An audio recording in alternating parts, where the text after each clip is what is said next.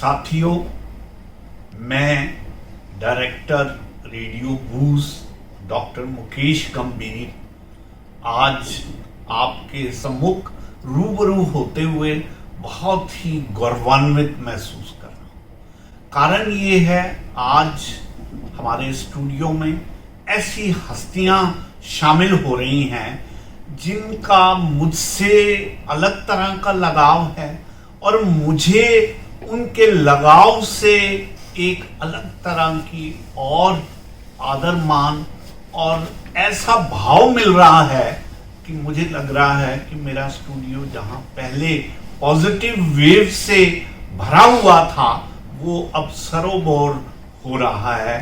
तो साथियों, मैं आपको इंट्रोड्यूस कराना चाहूँगा सबसे पहले मिस्टर सुरजीत कुमार को, जो कि केंद्र के एक बहुत ही महत्वपूर्ण ओहदे पर एज ए डिप्टी सेक्रेटरी के तौर पर इस समय काम और कार्यरत हैं। और साथियों, ज्यों-ज्यों मैं इनसे बात करूंगा आपको मालूम पड़ेगा कि ब्यूरोक्रेसी में भी ऐसे गुणकारी कलाकार लोग हैं जो इतनी बेहतरीन गजलें कहने का मादा रखते हैं। मैं इसलिए ये दावा कर रहा हूं कि मैंने स्वयं आपकी छोटी बहर की गजलें भी सुनी हैं, उनकी डेप्थ को भी समझा है और जिस गहराई से आप गजल को कहते हैं, मैं उसी दिन से इनका मुरीद हूं। साथियों, हमारे दूसरे मित्र हमारे बीच में हैं। मैं बीच बीच में आपसे भी बात करता रहूंगा। ये हमारे मित्र फरीदाबाद से आए हैं और मिस्टर गुलाटी इनका नाम है। Ashwini Gulati multi talented person है और एक खासियत जो इनसे बातचीत करके मुझे मालूम पड़ी है वो ये कि ये आर्टिस्टिक लोगों की इतनी जबरदस्त कदर करते हैं कि इन्होंने अपने बेटे को बॉम्बे में प्रोडक्शन हाउस एस्टैब्लिश करने का मौका दिया और इनका बेटा इस समय बहुत वाह लूट रहा है, बहुत क्रिएटिव काम कर रहा है और सॉन्ग्स के एल्बम में उसका बहुत नाम है। इनसे भी हम बहुत विस्तार में बात करेंगे। हमारे तीसरे साथी मिस्टर गोल्डन जैन हैं। गोल्डन जैन जी मेरे साथ मेरे विभाग में बतौर ऑफिसर काम करते रहे हैं।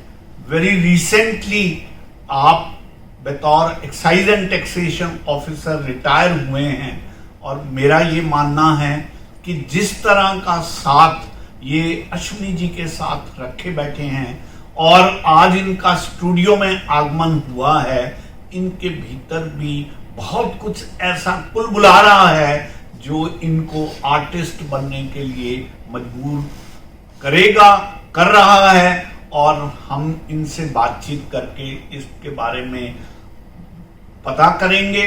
तो इन तीनों महानुभावों का स्वागत करते हुए साथियों, मैं आज की बात शुरू करता हूं सुरजीत जी आपसे। सुरजीत जी, मैं चाहूंगा कि आप हमारी ऑडियंस को थोड़ा सा अपना परिचय दें, उसके बाद हम आपसे गजल के बारे में बात करें।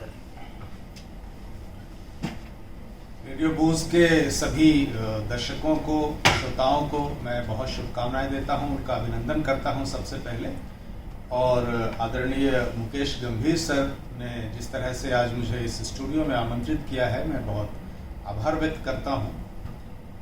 मुकेश गंभीर सर से मैं प्रभावित होता हूं खासतौर से इसलिए कि आप भी एक सरकारी महकमे में एक ऊंचे ओहदे पर काम कर चुके हैं, लेकिन उनके अंदर का जो व्यक्तित्व है उसको वो इस जुनून के साथ ला करके समाज के सामने आज तक भी वो रखते रह रहे हैं और उसमें अपने आप को सक्रिय रख रहे हैं। तो ये एक गुण है जिसकी वजह से मैं उनसे बहुत ज़्यादा प्रभावित रहता हूँ। मेरा नाम सुजीत कुमार है और मैं एक सरकारी मुलाजिम हूँ, जैसा कि सर ने आपको बताया, लेकिन यहाँ मेरा होना एक सरकारी मुलाजिम के तौर पर नहीं है, और गजलकार मैं अपने व्यक्तित्व के इन दो हिस्सों को कभी भी आपस में मिलाता नहीं हूँ। साहित्य की एक अलग दुनिया है और मेरी रोजी रोटी, मेरा पेशा एक बिल्कुल ही अलग दुनिया है, तो मैं उन दोनों को कभी भी मिक्सअप करके नहीं चलता हूँ। यहाँ पर एक साहित्यिक महफिल है और इस वजह से मैं यहाँ पे मौजूद हूँ। आशा है कि आज जो हमारी बातचीत होगी उसमें आप भी आनंद लेंगे। सुजीत जी, आपका खैर मकदम करते हुए मैं अपनी बात की शुरुआत इस बात से करता हूं, जब ब्यूरोक्रेसी को छोड़कर साहित्य जगत में कदम रखा तो जो बात मुझे समझ आई मैं वो बात आपसे साझा करता हूं, और वो ये बात थी कि छोड़ा है अहम जब से, छोड़ा है अहम जब से कुछ कुछ नजर आने लगा। अब तो हर शख्स में तू ही नजर आने लगा है, और गम को संजोया है कुछ इस तरह से हमने कि हमको भी गजल कहने का हुनर आने लगा। क्या बात, क्या बात। हमको भी गजल कहने का हुनर आने लगा। तो सुजीत जी, मैंने आपकी छोटी बहर की गजलें भी सुनी हैं, बड़ी बहर की भी सुनी है। आप बहुत बारीकी से भावों को पकड़ते हैं, तो मैं ये चाहूंगा कि सर्वप्रथम आप एक खूबसूरत गजल जो आपके दिल के नजदीक हो उस पर हम बात शुरू करें। सर, जैसा आपने कहा कि आपने ब्यूरोक्रेसी को छोड़कर साहित्य की दुनिया में कदम रखा, मेरा किस्सा कुछ अलग है। मैंने साहित्य को कभी छोड़ा नहीं जी, और अगर इस तरह देखा जाए तो मैंने शायद साहित्य को थोड़ा दरकिनार करके ब्यूरोक्रेसी में कदम रखा। ओके। मेरी जो पहली रचना प्रकाशित हुई अखबार में, ये साल रहा होगा 1988 या 89। ओके। मेरी उम्र रही होगी 15 या 16 वर्ष। अच्छा।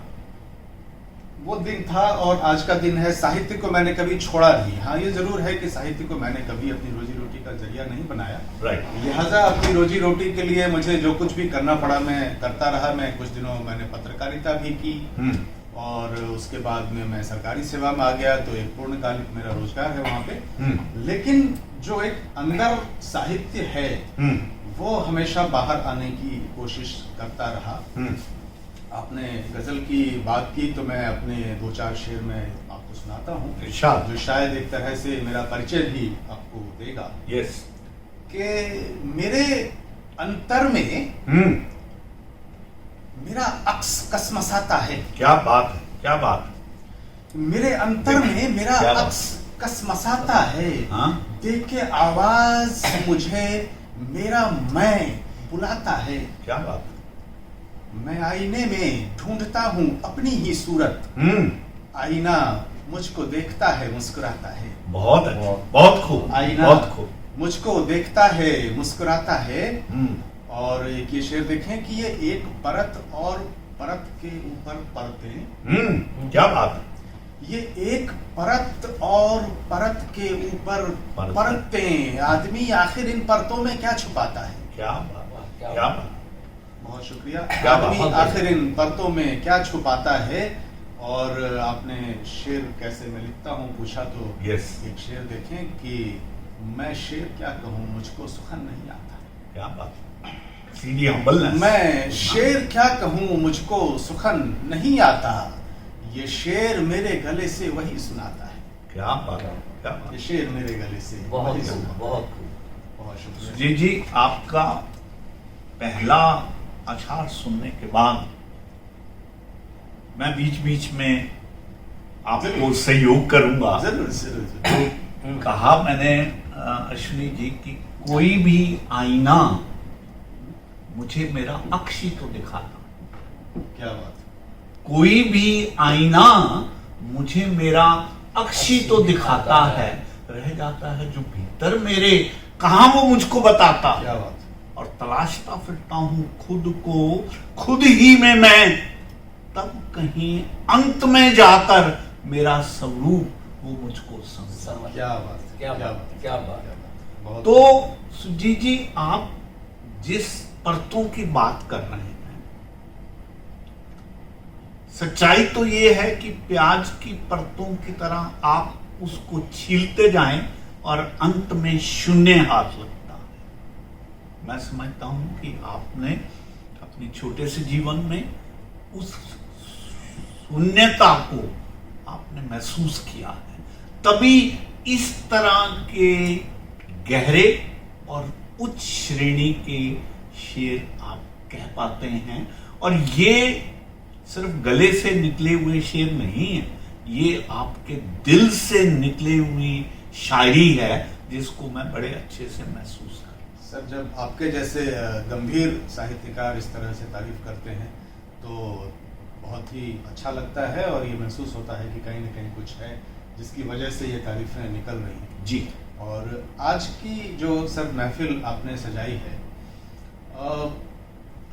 जैसे गुलाटी सर हैं जी, उनका इतना बड़ा अनुभव है यस, आपका, यस। और गोल्डन सर हैं, इनका भी अपना लंबा अनुभव है जीवन का जी। तो एक खास तौर से जैसे हम इस तरह के कार्यक्रम करते हैं तो आमतौर पर वह शुद्ध रूप से साहित्यिक हो जाता है, कई बार शुद्ध रूप से दुनियावी हो जाता है। Yes, yes. लेकिन जिंदगी और साहित्य को एक दूसरे से अलग करके नहीं देखा जा सकता। बिल्कुल। जो जिंदगी है वही साहित्य में हो, Yes. तभी वह उम्दा साहित्य हो सकता है। Yes. और जो साहित्य में हो उसे हम जिंदगी में उतार सकें, तभी साहित्य की सार्थकता होती है। बहुत। तो आपने जैसे कहा कि प्याज के छिलकों की तरह Yes. जिंदगी एक अलग टाइप की चीज है, इसे आप कलर्स में डिफरेंशिएट नहीं कर सकते। यस। हर किरदार जो जीवन में है, वास्तविक जीवन में, वो एक तरह से एक ग्रे किरदार है। यस। उसमें कुछ अच्छाइयां भी हैं, बुराइयां भी हैं। हाँ। अब साहित्य की जिम्मेदारी है कि उन अच्छाइयों और बुराइयों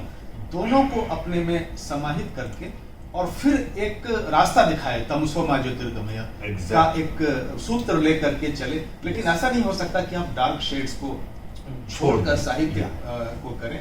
तो जीवन के काफी अनुभव हैं। मैं चाहूंगा कि गुलाटी सर को भी हम इस चर्चा में शामिल करें और उनके जीवन से भी कुछ देखें। Definitely, definitely.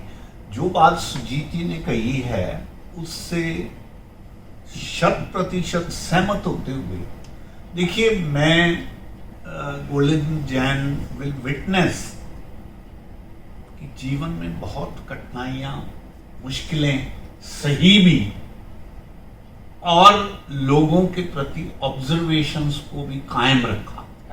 तो कहा कि मैं दौड़ते हुए गिर क्या पड़ा, मैं दौड़ते हुए गिर क्या पड़ा, तुमने सारे रिश्ते तोड़ लिए। मैं उठ के संभल के फिर दौड़ने लगा, तुमने पुराने सिरे फिर से जोड़ लिए।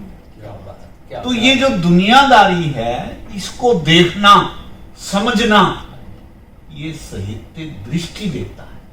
तभी हमारे जैसा शायर कहता है कि दौलत से यहां रिश्ते हैं, दौलत से यहां रिश्ते हैं, वरना ये रिश्ते यहां रिश्ते हैं। क्या बात, क्या बात, क्या बात। और खाली जेब को है दूर से सलाम, वरना तो रिश्ते ही रिश्ते। रिश्ते ही रिश्ते।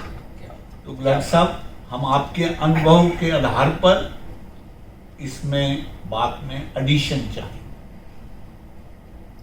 देखिए गंभीर साहब जी, आप जैसी शख्सियत और सुरजीत जी जैसी शख्सियत, जी, ये जो जीवन में अपने किरदार निभा रहे हैं, जी, हमें इनसे बहुत कुछ सीखना चाहिए। जी। और मेरे को अभी जिस प्रकार से सुरजीत जी अपनी बात को रख रहे थे, जी, जी, कहते हैं कि जो भी इंसान इस जीवन में आता है उसे अपना किरदार जो है ना वो बहुत अच्छा निभाना चाहिए। Yes. जिस प्रकार से आप निभा रहे हैं, यस, जो समाज को एक संदेश भी देते हैं। यस। मैं शायर तो नहीं, या मैं कोई नहीं, इतना कोई बड़ा जरूरी नहीं है कि हर लेकिन- आदमी शायरी पे ही बात को रखे, आप अपने अंदाज से नहीं, मैं वैसे भी देखिए आप लोगों का प्रभाव मेरे पे इतना रहा जी, कि मैं छोटी सी बात कहना चाहता हूँ अपने हाँ जी। अपने कुछ इन शब्दों से ही, जी, कि किरदार के ऊपर ही बात थी जी, कि मैं सिर्फ इतना कहूंगा कि दुनिया एक रंगमंच है, जी। दुनिया एक रंगमंच है, हम सब उसके किरदार हैं। बहुत खूब। यहाँ कलाकारों का मेला है, यस, फिर भी हर कोई अकेला है। अकेला। शेक्सपियर वाली बात कह दी आपने, बहुत अच्छा। बहुत कोई मतलब के लिए जी रहा है, हाँ कोई बिना मतलब के जी रहा है। हाँ किसी को मिले गम है हजार, हाँ, किसी को मिली खुशियां हैं अपार। क्या बात। हर कोई सोचता है, हर कोई सोचता है कि वो आजाद है, हम्म, पर उसके जीवन की डोर उस ऊपर वाले के हाथ है। बहुत अच्छा, बहुत अच्छा। जितना बेहतर किरदार निभा पाओगे, हम्म, जिंदगी उतनी ही बेहतर जी पाओगे, क्या जिंदगी बात। उतनी ही बेहतर जी पाओगे। बहुत सुंदर, बहुत सुंदर। तो मैं आप लोगों से भी प्रभावित रहता हूँ। सुरजीत की बातें सुनकर तो मैं और भी प्रभावित हो रहा हूँ। जी जी और अगर आज मैं इस महफिल में आपके साथ हूँ, जी, तो शायद मैं इसका सबसे बड़ा प्रताप जो देता हूँ वो हमारे गंभीर साहब का देता हूँ। बहुत बहुत धन्यवाद। मैं समझता हूँ कि आपकी ये विशेष लगाव है मेरे प्रति, जो आप इन भावों को व्यक्त करते हैं। देखिए, मैंने एक बात सोची है, एक दो लाइन और मैं छोटी सी बोलना चाहूंगा इरशाद इरशाद। कि चढ़ता है शख्स नजरों में, चढ़ता है शख्स नजरों में, तो बस अपने किरदार से हाँ। यूं ही किसी की इज्जत नहीं होती। क्या बात, क्या बात। बहुत क्या अच्छा, बात। बहुत अच्छा। तो ये मेरा जो इस महफिल के अंदर मैं शुक्रगुजार हूँ सबसे पहले हमारे गंभीर साहब का, जिनके साथ आज मैं इस महफिल में हूँ। और मैं हमेशा कहूँगा कि बस मैं इसी तरह से आपके साथ जुड़ा रहूँ और जो भी अनुभव है वो आपसे साझा करता रहूँ। और जैसे जैसे आप मेरे से कोई भी बात अब करते हैं, मैं आगे जवाब देता जाऊँगा। जी, आप जारी रखिए। जी जी, ज़हीर नसीब। अश्विनी जी, आपने कम शब्दों में अपनी बहुत सी बात को बड़े उम्दा ढंग से रखा है। हम आपके तहे दिल से शुक्रगुजार। गोल्डन जैन, आप महफिल में बैठे हैं और आप मुझसे तो बहुत पुराने परिचित हैं, लेकिन इन दिनों में जो भी आपके जीवन के अनुभव रहे हैं उसके आधार पर आप इस महफिल में कुछ बात ऐड करना चाहेंगे? नमस्कार सर सभी को जी। मैं सिर्फ ज़्यादा बात तो नहीं करूँगा, क्योंकि ये वाला जो माहौल है ये अलग टाइप का, और मैं उसमें कैसे आना कैसे नहीं आना मुझे नहीं पता। ये तो मैं गंभीर सर की मतलब जितनी तारीफ करूं वो कम है, कि जिन्होंने मुझे भी कह दिया कि भी आपको मैं ये असाइनमेंट दे रहा हूँ, इस असाइनमेंट को कैसे पूरा करना है ये आपने देखना, मैंने नहीं देखना। और मुझे अभी तक याद है कि मैं एक मतलब ये बात है 93-94 की। ओके। मैं रात को 9 बजे तक ऑफिस का काम कर रहा था। मतलब मेरे पास जो एरिया दिया हुआ था मुझे, उसमें मैंने जाकर सारा चेक तो करना था। चांस की बात है कि ये भी वहीं पर ही आ गए 9-10 बजे, और इन्होंने मुझे देख लिया, कुछ नहीं बोले, ये अपना चुपचाप चले गए। दूसरे दिन आकर सारे इंस्पेक्टर्स को, ऑफिसर्स को बुलाया कि आप कितने बजे तक काम करते हैं। वो कहते कि हम तो 5 या 6 बजे तक जो भी हमारा टाइमिंग है उस तक काम करते हैं, उसके बाद तो जाते हैं। कहते हैं आप में से एक आदमी ऐसा है जो रात के 9 बजे तक सरकार का काम कर रहा है और सुबह लाकर सरकार का कैश जमा करा देता है। तो वो पूछा कि कौन सा, तो मेरा नाम लिया गया। मैं भी एकदम हैरान रह गया कि इन्होंने क्या चीज़ देखी है क्या नहीं। उसके बाद ये हमारे जब वो कमिश्नर बनकर आए, joint commissioner excise and taxation में बन आए, तो इन्होंने मुझे कुछ नहीं कहा, सिर्फ एक इशारा किया। मैं फटाफट आया, कहते आपने ये वाला काम करना है, ये वाला काम कर चले जाइए आप, उसके बाद आपकी छुट्टी है, आप अपना कहीं भी कोई भी काम करना चाहते हैं। मैंने 15 से 20 मिनट लगाए, सारा काम कर दे दिया। वो शायद हमारी और इनकी as a departmental last meeting थी, जहां तक मैं समझता हूँ। मगर डिपार्टमेंट के बाद जो आज तक है, जैसे एक बार मुझे अश्विनी गुलाटी जी ने कहा कि जी आप मैंने गंभीर साहब के पास जाना है। मैंने कहा कौन से गंभीर? कहते हैं मुकेश गंभीर हैं, मैंने उनके पास जाना और मेरे साथ फंक्शन में जाना। मैंने कहा जी मैं तो चल पड़ूंगा, और आप ये देखना कि वो कैसे मुझे प्यार करते हैं। कहते क्या मतलब? मैंने कहा जी मतलब ये है कि मैं उनका सबसे अच्छा इंस्पेक्टर कम ऑफिसर रहा हूँ। और उन्होंने भी यही बात की। कहते यार उस आदमी में, सॉरी सर आप मेरे से बहुत बड़े हैं मगर उस वर्ड मैं लगा रहा हूँ, मुझे थोड़ा अच्छा नहीं लग रहा। हाँ। मैंने कहा जी आप तो कहते डिपार्टमेंट आपने अभी देखा ही नहीं हमारा। अगर इन जैसे ऑफिसर्स 2-4 और हो जाए तो हम लोग पता नहीं कहाँ से कहाँ पहुंच जाए। और ये कैसे रेवेन्यू इकट्ठा करना, कैसे करना है, वो है। मैंने कहा जी आपको चलकर, जब मैं आपके साथ जा रहा हूँ, ये सर वो कौन सा था आपका जो फिल्म फेस्टिवल था ना जी, हाँ, तो उसमें क्या कहते हैं आपने किस हिसाब से इन्होंने मुझे कहा कि तू आ गया, मैं बहुत खुश हूँ कि तू आया। कहते हैं तू अब आगे आकर हमारे साथ शेयर कर, अपनी कोई भी चीज़ है शेयर कर। मैंने कहा जी ठीक है। ये इनसे फिर अश्विनी गुलाटी जी से, मतलब मैंने जेंटल पर्सन तो देखे हैं, मगर ऐसा जेंटल पर्सन नहीं देखा कि मतलब एज एन ऑफिसर मैं मिला, उसके बाद बात खत्म हो रही थी, मगर उन्होंने आज तक कहते हैं मुझे जो है अपने साथ रखा। कहते हैं भाई जो मैं करूंगा वही तू करेगा, अदरवाइज नहीं करेगा। ये बहुत कम लोग हैं जो कि रिटायरमेंट के बाद कोई उनको पूछने वाला है कि जी हाँ जी ये नहीं, तो अदरवाइज सारे कहते हैं अच्छा रिटायर हो गया, चल यार कोई बात नहीं, अपना काम कर ले, उसके बाद भूल जाना, सबको भूल जाना कि कौन क्या। क्योंकि एक सोशल लाइफ जो एज एन गवर्नमेंट पर्सन और एज ए प्राइवेट पर्सन की होती है, वो चीज खत्म कर कर इन्होंने मेरे साथ ऐसी चीजें रखी कि मैं खुद बयान नहीं कर सकता कि मैं क्या करूं। चलिए गोल्डन जयंत जी, आपका बहुत बहुत धन्यवाद। आप बहुत संवेदनशील भाव रखते हैं, और मैं इस बात को जी इस तरह से समअप करता हूं कि छोड़ बाहर को और मन को देख, भीतर है जो धन को देख, क्यों भटके है मंदिर मस्जिद, अपने भीतर फन को देख, अपने भीतर फन को देख। तो आप ही नहीं, जिन जिन लोगों ने भी अपने भीतर के फन को पहचान लिया, अभी आप मुझसे एक इंसिडेंट बता रहे थे कि आपने बिना किसी डर के, बिना किसी भय के किसी एक चीज को सामने लाया। बड़ी हिम्मत चाहिए होती है, और वो हिम्मत आपने बनाई, इसलिए आप उन बातों को मेरे सामने भी कोट कर रहे हैं। और एक और सीख देना चाहता हूं।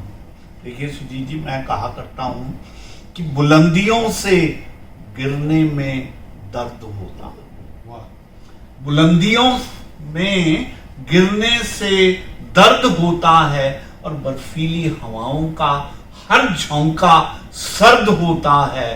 ठोकर खा के तो गिर ही जाते हैं, जो उठ खड़ा हो बस वही मर्द होता है, बस वही मर्द होता है। तो मुश्किलें आएंगी, और मैं तो एक बात और कहता हूं कि मुखालफत से मेरी शख्सियत निखरती है, मुखालफत से मेरी शख्सियत निखरती है, इसलिए दुश्मनों का भी एहतराम करता हूं, इसलिए दुश्मनों का भी एहतराम करता हूं। तो सुजीत जी, कोई ऐसी गजल हो जाए जो वार्ता हमारी चल रही है उसमें और चार चांद। देखिए, जिस तरह से आपने अपने सरकारी नौकरी के दौरान जो आपके जो वाकयात हुए जी, उनका जिक्र किया, ये बिल्कुल सही बात है कि हम जो भी काम कर रहे होते हैं, उस काम को अपने एक प्रोफेशनल कमिटमेंट के साथ तो हमें निभाना ही होता है। साहित्य एक अलग तरह की दुनिया में हमें ले आता है। हमें ये लगता है कि जैसे कपड़े पहने जाने के बाद धुलने के लिए जाते हैं जी, तो व्यक्तित्व अपने प्रोफेशनल जीवन से, पेशेवर जीवन से अलग साहित्य की दुनिया में परिष्कृत होने के लिए आता है। बहुत बहुत सुंदर। अपना परिष्कार करते, दूसरों को अपना देते हैं, वह तो शायद दूसरे ज्यादा अच्छा बता पाएंगे, लेकिन आप यहाँ पर आकर के अपने व्यक्तित्व का आप परिष्कार करते हैं। जैसा कि गुलाटी सर ने कहा कि वो अपनी जिंदगी मेरी क्या है, वो अपनी जिंदगी को जीने का एक उपक्रम है, जरिया है कि हम साहित्य में आते हैं। एक छोटी गजल मैं आपके सामने रखता हूँ।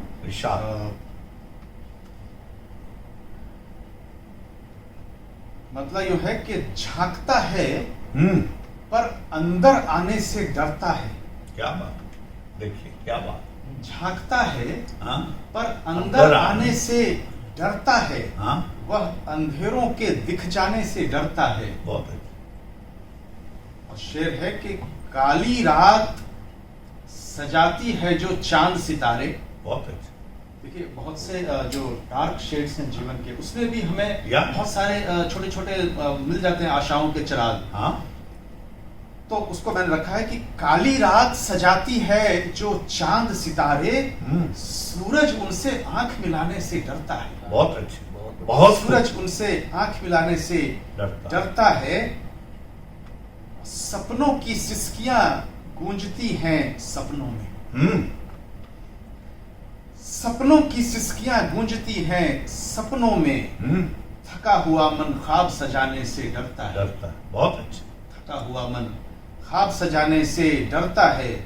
और ये शेर देखें कि जो जितनी ऊंची चोटी पर खड़ा हुआ है, जो जितनी ऊंची चोटी पर खड़ा हुआ है, वह उतना ज्यादा गिर जाने से डरता है।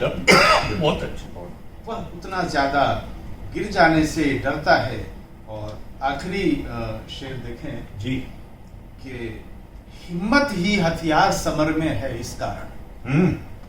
हिम्मत ही हथियार समर में है इस कारण। घबराया सा मन घबराने से डरता है। बहुत अच्छे। घबराया सा मन घबराने से डरता है। बहुत अच्छा।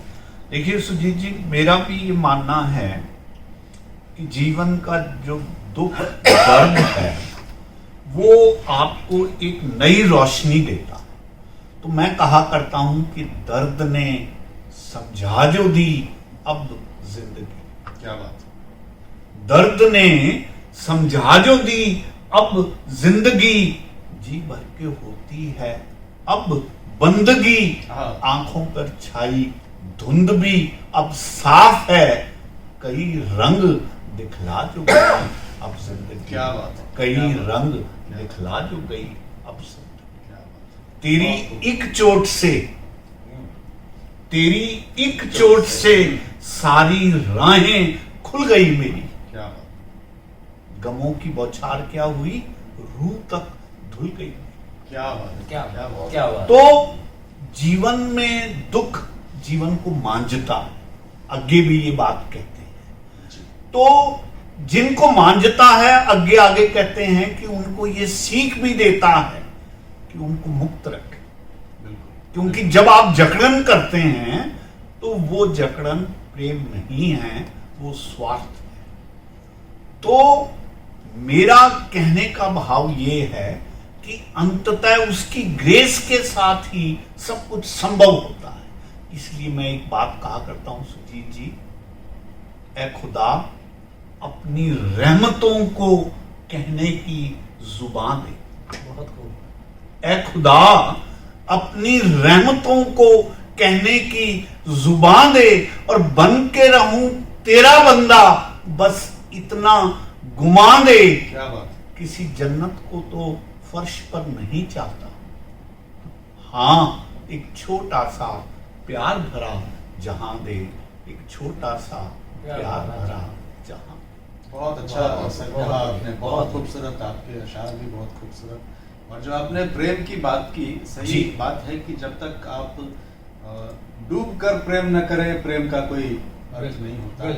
और प्रेम में आप सब कुछ छोड़ करके आप प्रेम में आए। कहते हैं कि अहंकार का अगर एक लेश मात्र भी रह गया, कबीर ने कहा है कि कबीर यह घर प्रेम का खाला का घर ना है। यस।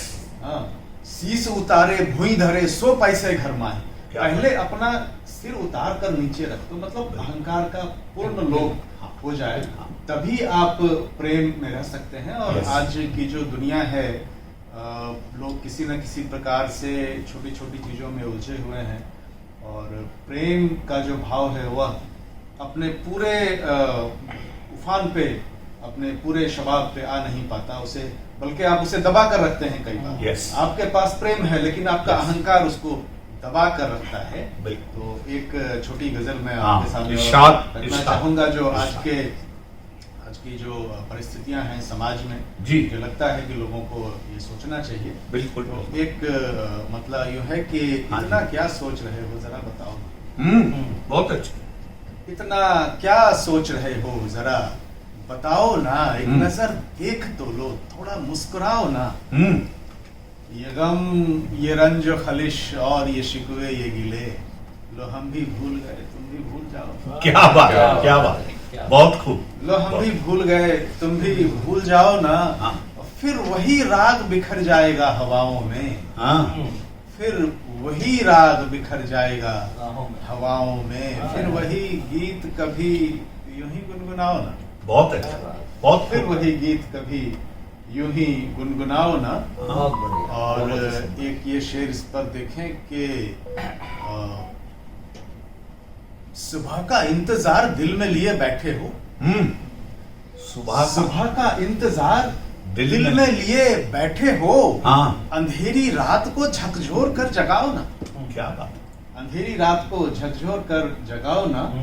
और आप देखें कि इन आंधियों को ये लगता है उड़ा लेंगी मुझे, क्या बात है, क्या इन चुनौती है। आंधियों को ये लगता है उड़ा लेंगी मुझे, मेरी माँ जिंदा है इनको जरा बताओ ना, क्या क्या बात है, बात, बहुत खूब। क्या फिर से बात, कहिए, क्या फिर से कहिए। इन आंधियों को ये लगता है उड़ा लेंगी मुझे, हम्म, मेरी माँ जिंदा है इनको जरा बताओ ना।